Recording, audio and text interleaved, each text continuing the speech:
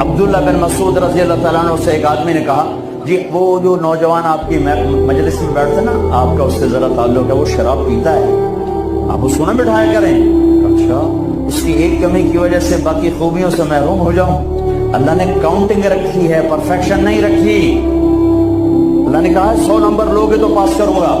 अल्लाह का नेकियां ज्यादा होंगी, गुनाह थोड़े होंगे, पास कर दूंगा।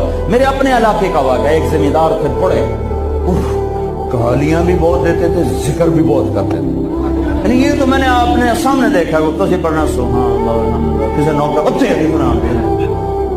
ये नहीं, मैं आंखों देखा बता। फिर दोबारा दरूद पढ़ना, फिर वो फौत हो गए। वो ख्वाब में किसी को मिले, उसने बकायदा सवाल किया, मियाँ साहब आप तो गालियां बहुत निकालते थे, आपके साथ क्या हुआ? कहा अल्लाह ने मेरा जिक्र और गालियां तोली, मेरा जिक्र बढ़ गया, बख्शिश हो गई।